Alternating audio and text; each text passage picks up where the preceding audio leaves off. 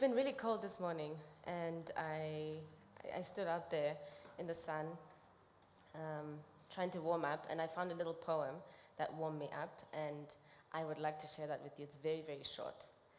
It's by a poet called Naomi Shihab Nye. Please describe how you became a writer. Possibly, I became a writer as refuge for our insulting first grade textbook. Come, Jane, come. Look, Dick, look. Were there ever any duller people in the world? You had to tell them to look at things? Why weren't they looking to begin with? That's the end of the poem.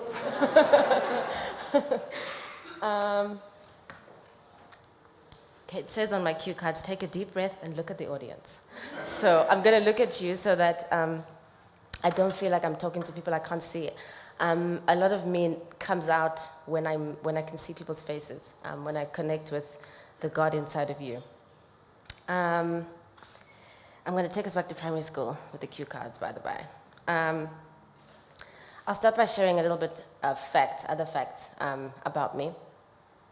And the aim of this was to calm me down and to charm you at the same time. So I was born on a Tuesday, on the 30th of April in 1985, in a little town called Mthatha. I'm the second of 4 girls, born to 2 very loving parents, one Milisuthando Bongela and KS Bongela. The last meal I ate was a nachi, a banana, and a croissant. The book I'm currently reading is, the name escapes me, actually, that's the truth. It's a book about the Amazon. And the last text I got was from, I think, Ross. And it said, cool, I just got here. I'm here to talk about love, a very, very big and intimidating subject, one that has tormented and tortured human beings for centuries. And I was very reluctant to come here today to kind of tackle such a big subject in 20 minutes. And I kept asking myself, what do I know about love? So by the end of this, I hope to share with you some nuggets, some crumbs of wisdom that I have learned through life experience and also through seeking this kind of knowledge. I'll start by my name, actually. My name is Milisuthando, and for people who speak Xhosa or Sesotho, they can kind of make sense of what that could mean. It means to represent love, to stand for love, to literally stand up for love. My parents named me that because they say that my birth made their love stronger. So there's 2 meanings to it. So, ukuzalwa kwami kwamilisa uthando lwabo. It made their love stronger, but in the other sense, if I were to use it as an individual, it means to represent love. So it's quite apt that I'm here talking about this. In my reluctance, I burnt my mpepo and asked my ancestors, why are you sending me to do this? And the man I love says that I'm an ancestor's witness. He says I'm 1 step removed from a Jehovah's Witness because I'm always talking about my ancestors. Trying to get people to believe. He also says that the ancestors have a lot of airtime these days because everybody seems to be getting a calling. So I want to know, why have they called me here today? What could I possibly know about it? So in my preparation, I started to think about what love is in isiXhosa. What did my ancestors say in the 17th century or the 15th century think of the concept of love? While it was tormenting the romantics in the 18th century in Europe, who were writing about it in novels and poems, and eventually which filtered out to films and the kind of love we have an understanding of today, what was their understanding of uthando, which I think is quite different from love. This is the beauty of language. It allows one to think from different perspectives. So I was thinking about uthando, and I thought, what could it have meant to them? Did they have it as something that they announced or pronounced the way love is pronounced and announced in the Western paradigm or in the English language? And I realized that they probably didn't. I did not grow up being told I am loved.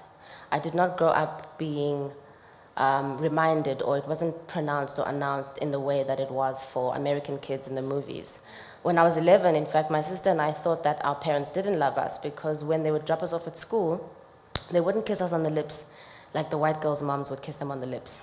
And so we, in a new culture and a new world, wanted them to express love in the way that we were seeing it expressed in this world. But when I really thought about it, love wasn't absolutely everything we do. Love is the essence of Ubuntu. It was and continues to be in the way Abantu talk to each other, the way they greet each other. There's no village that you go into in South Africa where you can just simply walk past someone and say hi, or hey, what's up? You go to the Eastern Cape, and before you reach your destination, you've probably seen 10 or 15 people who are going to sit and want to know everything about you. Molo makhulu, molo wethu mntanami konjani? Oh ndiphilile makhulu njani wena? Oh hayi wethu, ndiyaphila sivukile wethu mzukulwana kodwa ndiphethe sisiyinqa namadolo. And they will tell you their whole story about their lives. And in those moments, those still moments where the banal becomes meaningful, it becomes expanded, those greetings represent love. It's in the way we drink. Back in the day, and to some extent today, a lot of people, when they drink, they don't just mindlessly consume alcohol.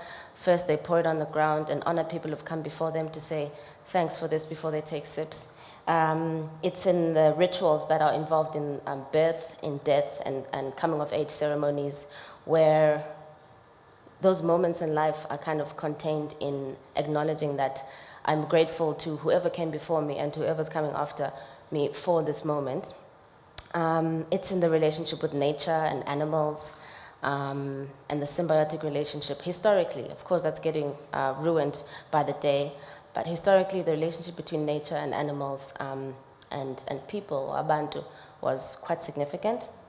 And of course, it's in the naming. When a child is named in Nguni or Bantu languages, or most African languages, she or he gets a name that has been well considered and a name that is connected to something much deeper than the actual word, so that they carry that with them, that knowledge, that those blessings from whoever. And for me, I mean, I kind of feel pressure to constantly represent that love. The older I become, the more I understand the importance of love, and its ability to connect humans desperately. So it's something we desperately need. I'm feeling pressure to live up to that name, and it's something that I was gifted with when I was a child. So yeah, love is not something that, from where I come from, it's not something that had to be taught. It kind of just was the way things are. But I've just finished reading this really interesting book by philosopher Alain de Botton called The Course of Love. Very, very interesting take on how love in the 21st century is a result of the romantics, who completely are, he says they are the enemy of love, because they kind of want us to love in a very unrealistic way. The narratives of love that have been spread around the world have come from romantics who used to walk by the sunset and in the meadows and have a lot of time. They didn't have any jobs, so they had a lot of time to fall in love and wander off and write these romantic notions of love. And because of the media and how powerful and pervasive it is in our culture, we have held on and latched onto an idea of romantic love only and kind of ignored all the other types of love there are between the self, between community, between siblings, between parents, between friends. And it has resulted in a disaster, as he would say, of our expectations of love. So he says, yeah, the romantics have hijacked the concept of love, and I'm having to unlearn, as a modern person who's grown up in the Western paradigm, I'm having to unlearn ways to relate to, first of all, myself, and secondly, my partner. Instead of, I think that the difference between what the ancestors or people who came before us would see between how they did it and how we do it is that it's something that we talk about much more than we actually do. We still have to learn how to really practice how to do it on a daily basis, besides pronouncing it and writing it everywhere. Where does it come from? There's this thing that I've been wrestling with in the past 2 years called Black Love. which, as a concept, I think it came from black hate. I was trying to find out where does this idea of black love come from, and I realized it came from black hate, the same way feminism comes from the hatred or denigration of women, the same way the LGBTQI community comes from the misrepresentation or hatred of multiple expressions of sexuality, and the same way something like communism comes from capitalism and systems that we have produced, that we exist within now. So it also made me understand that, or coming to this conclusion of this understanding made me realize that love is a result of balance in nature. Just as we have black, we have white. Just as we have up, we have down. Just as we have night, we've got day. Just as we have left, we've got right. And love is probably, or our yearning for it is probably because of the amount or the kind of hatred we have in the world. So ultimately, it's a product of nature. And I'm learning that the difficulties that come with it are my friend. They're there to help me become a better person. They're there to help me become a vessel of love. I believe that the current expression of explicit hatred in the world that we're seeing everywhere, kind of magnified by the internet and our popular culture, is directly because of the current explicit expression of love, and people who have been used to kind of being the mats or the doormats of the world are saying enough now. We want to get to know ourselves, we want to love ourselves. And I feel like that nature, that balance, the explicit hatred is exactly because people are claiming themselves and you know, going towards that love.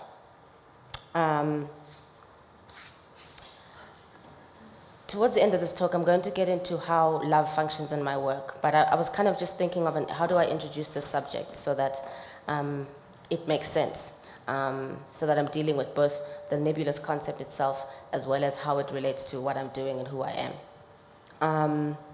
So as young people, mostly in this room, I'd say we grew up in a Western paradigm, and we started out neutral. When we were born, when we were babies, we started out in neutral settings where we had one or two or more people looking after us, who were feeding us, who were making sure that every single need was met. That was an expression of love and care for us. But as we grow older, we start to move from that neutral state, and we start to learn particular things about how to be in the world. And one of those things, all of us actually learn how to dislike ourselves within this Western paradigm that we've grown up in. There are insidious ways that we are indoctrinated to silence the greatness within, to kind of dislike yourself, to shrink yourself, because we live in a culture that it's normal to shrink yourself, to not be too big for your boots, to not be conceited. And it manifests itself in different ways for each person. For me, I grew up in a pretty normal, loving home, but as soon as we moved from the Transkei to South Africa, I started to learn particular things, such as language. I learned a new language. I didn't know how to speak English for the first, I'd say, 8 years of my life. Learned language, learned about things like swimming, hockey, crochet, a new culture, essentially. So while I was learning one thing, I started to unlearn how to be myself through many ways. So the best thing about indoctrination is that it's not painful. It's never someone coming to bash you over the head to say you suck or you're ugly.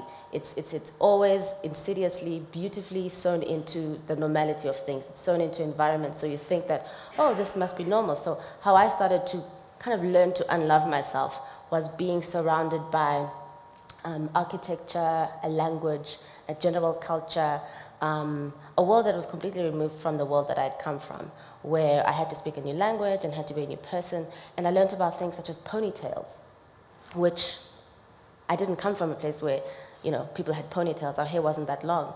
But watching Jessica and Vanessa running in the field with their hair moving was something that made me feel like, oh, my hair's inferior. It must be inferior.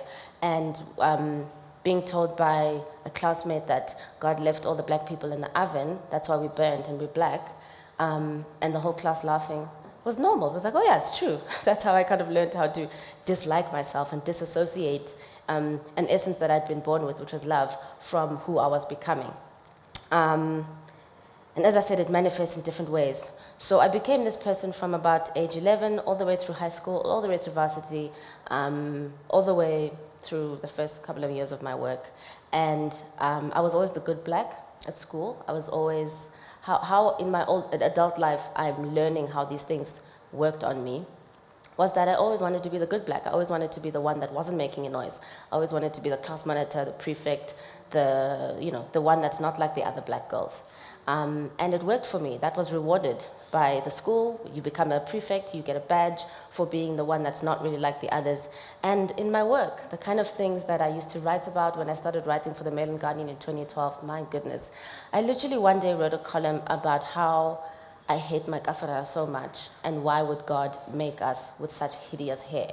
Our lives suck, we are the dirt of the world, and on top of everything else, we still also have this hair to deal with that's not straight. How come everybody else's hair in the world moves and ours is standing up? Of course, I was in a deep, I think it was the darkest point before the dawn. And then something happened. I went through an awakening, and I was looking on the internet the other day, and I found a beautiful piece of text, I wish I'd taken it with me, that explains the different stages of awakening for a person who has been, for lack of a better word, a chickenhead, who doesn't know things, before you get woke, I guess. And it kind of described these stages, and as I read this text, I was like, I can't believe I'm just a textbook example. I thought I was special. It described every single point, from how you grow up thinking that black people are inferior because you live in a deeply racist world that tells you in many different ways, insidiously, that black people are inferior. And then you have a moment of awakening. Mine came when I wanted to relax my hair, and my friend said, why would you want to do that? And I said, because it's my choice. Who are you? You're a man, sit down. And it kind of got me thinking about a lot of things. Why do I want to straighten my hair? Why do I want to do it to feel pretty? Why do I not feel pretty in this way? And for the first time in my 29 years at that time, I kind of held the tuft of my hair, and I really asked some deep questions like, why do we call it kafara when we don't want to be called kafirs? Why is it that we spend so much money and time straightening, fixing the texture of this hair? Why are we not happy with it? What does that have to do with growing up in South Africa? Is apartheid linked to it? Is Mandela linked to it? Are there adverts? Is Snow White linked to it? I started to basically, I opened a Pandora's box that has kind of shaped me to become the kind of person that I am. So that was my big moment of awakening, where I started to understand the source of my lack of love for myself. And how that changed my work. I went from posting about, fashion items. I was just interested in clothing and cool stuff, music. And when I looked at my page, I realized, oh my gosh, Millie, all these references, yes, you're into the music, yes, you're into the fashion, but visually, it's a whole bunch of white people. Something that I'd never really thought about before. I didn't think, oh, I want to post white people only. It was just normal. That was just the way I was doing things. And so what happens is you go from one extreme of hating to an extreme sense of pride, where now white people must fall. I don't want them anymore. Now I'm just going to post black people only. And I'm going to now... This is me, I've thrown them all away, and so you go from one extreme to another. And there was a particular point, it was March 2014, where you can see that my blog now is like very pro-black, to a point where I would sometimes go looking for just black people and not really think of the content of what I was putting out there, which in retrospect was a mistake. So it went from, this ignorance to an extreme pride, and then during maybe 6 months into this period of black love, of pride, where you learn about your history, you learn about your culture, you learn about Egypt, you also become a bit of a hotep in the process, because you're just so in love with this new knowledge, with this new history, this new culture, this thing you didn't know about yourself, you kind of rooted out of you. And I mean, when I go into things, I go all the way in. So I went in and I decided I'm going to make a film about this. I'm going to tell everyone, I'm going to ring the bell and tell everyone, you're great, black people, don't believe what they told you. And in that, there would be these little whispers from, women talking about how patriarchal the system of, black men and the struggle is. And I would kind of dismiss, women, keep quiet, poor I'm a woman. The struggle is it's all about blackness first, whatever. Until I realized, actually, if you have a vagina and breasts, this movement isn't necessarily for you. So the next stage, which this text was describing, is that you start to realize, oh, you're a woman. That's the second step of your identity. And then you say, oh, actually, feminism, what's that? You look up books, you learn from Gloria Steinem to Bell Hooks, Pumla Kola, all of them, you're in. Learning. So I kind of dropped the race card a little bit and took up the female card, and I was a raging feminist. And of course, as I started a film for when I was doing the race thing, and for the women, I was like, come girls, let's start Feminist Talkfell. So I was like, let's do something to, again, tell the world, women, you're wonderful. There's all these, you're so oppressed, you don't even know you're oppressed. And that's kind of how, in my work, I was, making these things that are in my head, these new discoveries, these new lessons, in 3 dimensions. And then at some point you learn that actually it's not very wise or fruitful to hate white people, and it's not very wise or fruitful to hate men. Because white people are also victims of white supremacy, as are men victims of patriarchy. And so you start to separate the people and the individuals, poor human beings, from systems, and you start to think, okay, there's this thing called white supremacy, and it manifests itself in so many ways. And black people can also be white supremacists. Because it's not our fault. And men are not necessarily the people that invented patriarchy. They certainly benefit from it, but there's a larger system that you must learn to address rather than address the people. And that, I think, is a level of maturity that is very important to reach in kind of learning how to live in the world.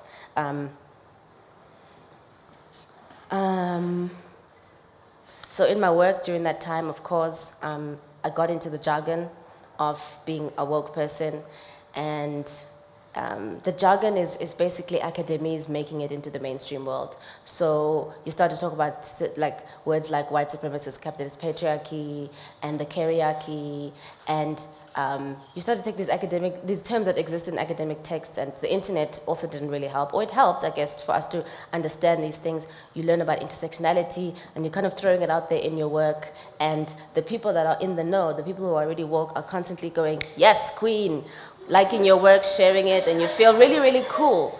But you don't actually realize that the people that you're trying to reach are bound to just regular people, have no idea what you're saying, and in fact, you're coming across as antagonistic, you're attacking people, you're exclusive. This jargon excludes rather than includes. And it's also very, very tiring. During that time of my ascension up to wokeness, I didn't like myself very much.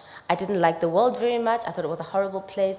I was angry. And it was obviously spilling over into my personal relationships. There were some friends that I needed to drop because you said something problematic, or it would come home into my relationship, into my bedroom, and then suddenly this person that I love very, very deeply is now the enemy because patriarchy, And after a while, after writing many, many articles on my blog, on City Press, where I was writing a column, and everywhere I went, I realized that, no, man, this can't really be the answer, because ultimately, I don't feel this love. You read a quote by Assata Shakur, who says, you cannot lead them if you do not love them. And you read about Martin Luther King, and you read about all these great people who ultimately, they ended this subject called love. But when you're so far away from it, because you're putting all these obstacles in front of you in order to survive in this new, body of wokeness that you're in. And I don't think there's anything wrong with that. I think ultimately it's part of the stage, the many different stages that I'm going through, that I'm still going to go through in order to find the core of myself. But I realized somewhere along the way that I had to let it go because it wasn't working for me.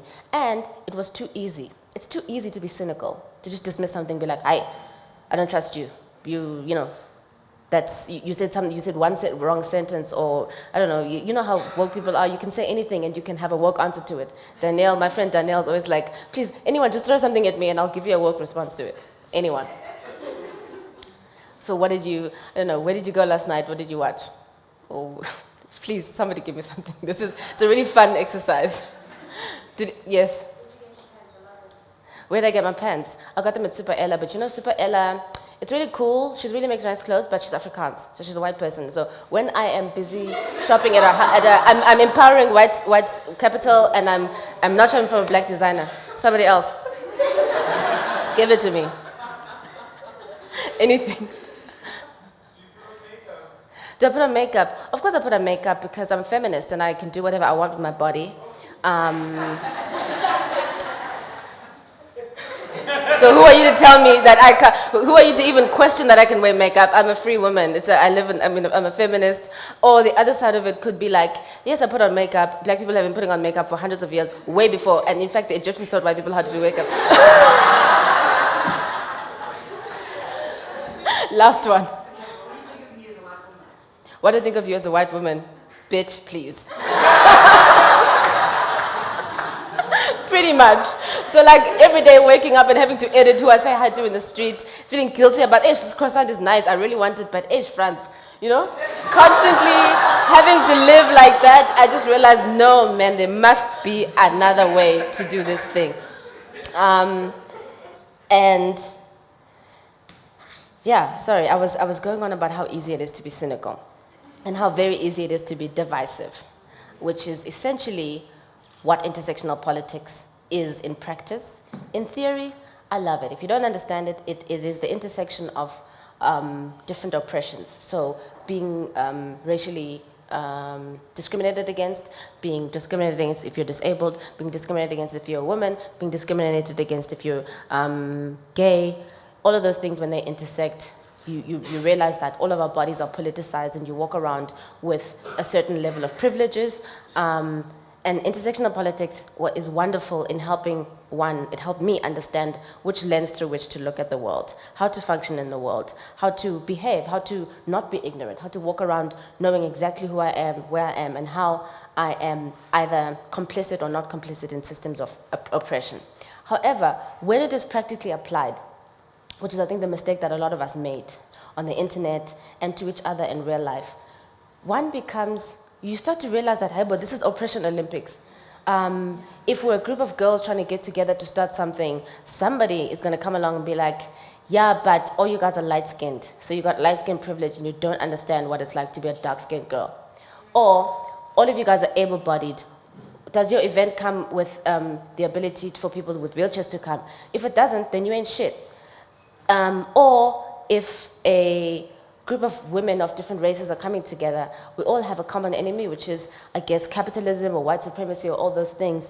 But we will put stumbling blocks in front of each other and rate each other based on these privileges that each of us hold, and apply those practically to ensure that there's a hierarchy. This hierarchy that we're trying to run away from, all we do is recreate it again when we're in a space and saying, okay, sisters, or a community coming together, yeah, but you're a white man, you can't say anything, you must keep quiet. And it also kind of sells this idea that just because I'm oppressed in a particular way, I have more life experience, or I know better, or,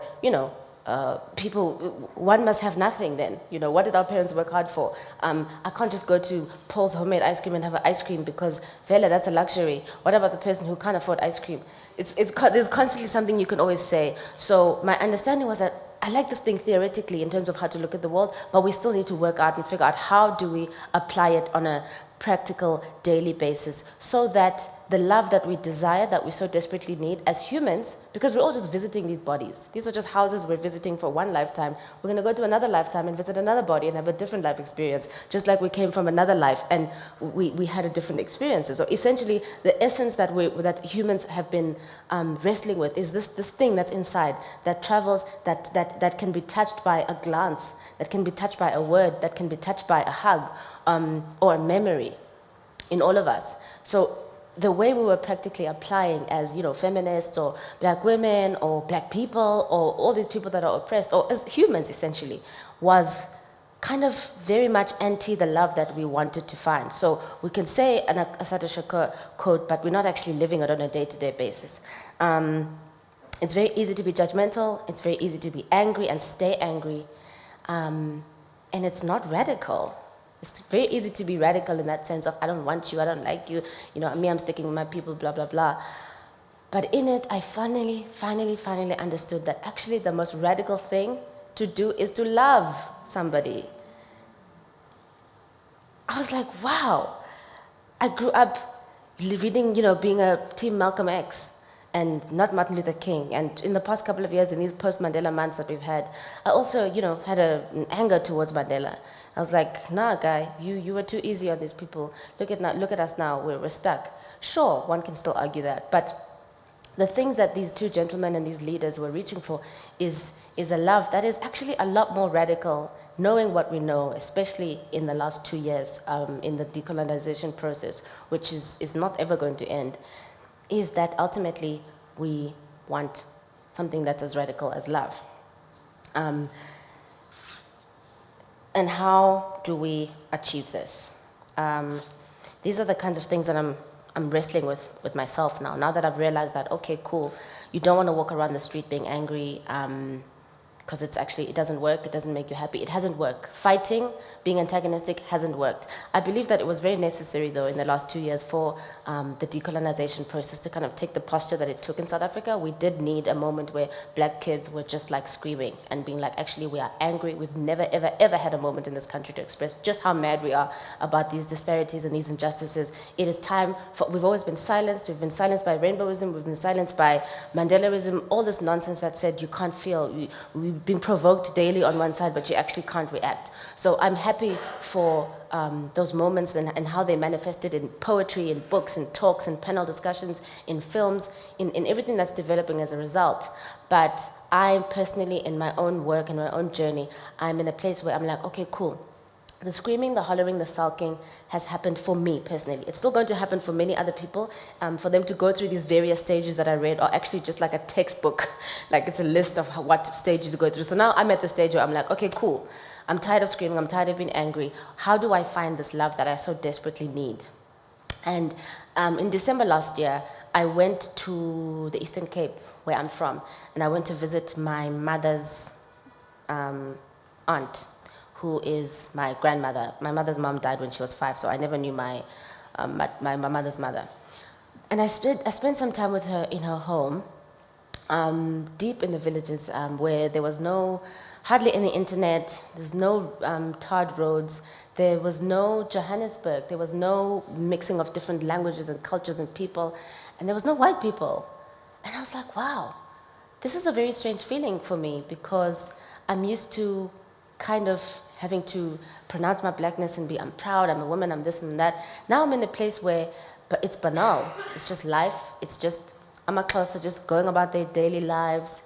And I kind of stopped, and I really enjoyed the poetry of life in motion there. Slow, just people being themselves. And then I started to realize that this is a lane or an area in my work that I should probably explore. Because who are we when we're not fighting? Well, when we're not fighting, when we're not going and being anti this, who are we at our core? And after about 10 days of being there, I looked around and I said, essentially, like at the bottom, nothing is wrong with us. Nothing. It's only when you're put in a place where you're forced to fight or to be antagonistic or to react to nonsense that you realize, okay, there's struggles to take up. And I decided I want to try to write about the beauty of banality in Black life in my work, as another way, as like a backdoor entrance to coming to talk about blackness. So I wasn't going to be like, blackness is great, blackness is, we were lied to, we invented everything, mathematics, we were the almanacs, we sailed to America way before Columbus came, all of those things that I was learning in my first period. Now I was at a point where I was like, I can actually just write about this thing from the inside of it, without necessarily it having to prove itself. Let me just write about my grandmother there sitting, shuffling around our house, or this person at this Mgidi doing this. And in so doing, I was kind of released from that need to prove and that anger and that angst and anxiety that I was feeling every time I had to put out an article. And I started to see the beauty from within. I started to fall in love with my culture and my people from a completely different perspective. Same about women. And I think it's something that a lot of us who are in the creative industries can start to do, is if we shift our gaze a little bit, you will find what you're looking for. So if you're gonna go, I went to Grahamstown for the festival about 2 weeks ago, and I haven't been to Grahamstown, I studied there, I haven't been there in 11 years, And when I went, when I was at Rhodes, I was a kid. It was fun. It was amazing. It was the best 3 years of my life. I made so many friends, and I just lived such a beautiful, wonderful, privileged life, like completely carefree.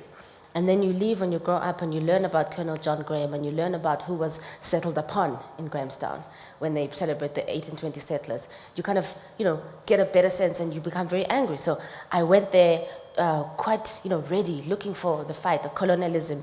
And of course I got it. You get there and you drive on Somerset Street. I was staying in a B&B on Milner Street. There are monuments everywhere celebrating the 1820 settlers and a one-sided history. And I couldn't enjoy the plays and the shows that I was going to see because I was so upset about the space.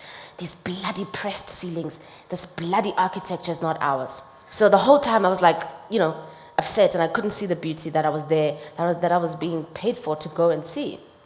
And I came back to Joburg and I told my friend Nana, I was like, Nana, I'm done. So I was in Pin and I was like, I was like just going crazy. She's like, Millie, for the first time, and she's closer like me, she's like, yes, Chimam, I didn't have the same experience. I've never been there, and I just had a completely different experience of the town. I've never seen such a caliber of people. I'm a closer. The people at the petrol station, the people at the hotel where she was staying, the people at the ticket offices, the people selling the Q newspaper on the streets, those people, kabantu, uti as umxhosa, I've never seen such a high caliber of human. And when I stopped to think about it, I was like, oh my God, yes, that's so true. The people in the hood, the people at the B&B where I was cooking, sisbapa, and the way they were just handling me and other people. I was like, I completely missed something here. I went looking for this and I found it, and she went not looking for anything and she saw something completely different in the exact same place. So you seek the thing that you are looking for.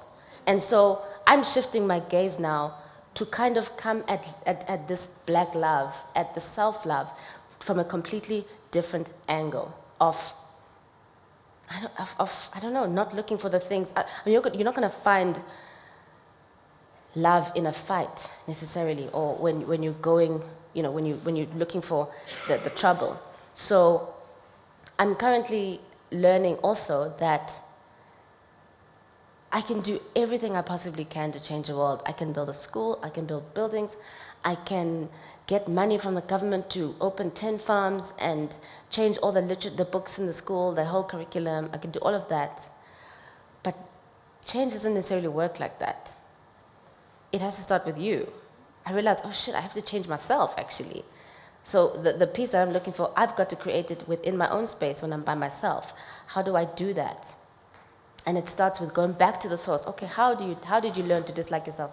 Okay, thanks. Great, I'm almost done. How did you learn to hate yourself? And then to restore, to kind of, replant the seedlings of that childhood, to rewater them again with a new sense of knowledge. And my writing, I feel so much better being a writer. I don't feel burdened anymore. I don't care how many people share it. I'm like, oh my God, this thing is now aligning. Like, the more I get to know myself, the more I get to like myself, the more I get to feel less pressure about being a writer. Because now, at some point, you had to perform your blackness every day in your writing or your femininity or whatever. Now I don't feel that sense of performance. Now I'm completely married to the art of writing. Of course, my perspective is going to be, my name is Milisuthando Bongela. So whatever I write is written by a black person. But now I'm not necessarily having to constantly state that, because what if I want to write about white people? I also want to have that authority. What if I want to write about space and I want to write about like trolleys that are like planning an escape from the mall to like a dystopian planet somewhere? My name will say everything I need to know. But now I'm married to the art of storytelling, and that makes me fall in love with it. It makes me really, really, truly love, and it's evident in who is now suddenly circulating my work. I got a call from my cousin from Willowvale. You don't know that place because it's like in Willowvale, nobody knows where it is. She called me on a ticket box. And I started crying because I was like, yes, this is what I wanted. This is the kind of person I want reading my work, because she's touched. I've like reached the person that I want. And it's like it took a whole big circle of coming to a point of, okay, how am I going to use this gift that I've been given? How am I going to be a vessel for this thing? And it came from a sense of, learning to love blackness in a different way. And ultimately, now I'm also freed and released to love humans now. Now I can see that, fuck, man, we're all just trying. We're all oppressed to some degree. My pain is not necessarily more important than someone else's pain. We're all oppressed by one big system that says, fuck you to us every single day. And if you touch that part of each human being, no matter what body they come in, I mean, the radicals will laugh at me. They'll laugh. They'll be like, oh, shame. So the white people got to her. But actually, I feel so much freer. I feel so much better. I feel like I can actually start living my life. Everything in my life is better. My skin is glowing. My relationship is better. My work relationships are better. Of course, I haven't found, an elixir of life. I'm still learning. This is also still the very beginning of yet another chapter. I might grow differently in a year or two. But I'm so happy to have come to a point where I feel like I can share a few things about love because I'm trying to, it's working. I can see it working for me. When I wake up in the morning, I don't feel like, oh my God, the world is a horrible place. Now I'm like, okay, how am I going to find the poem in each moment today? And I was very nervous about this, but I think I've managed to pass on what I wanted.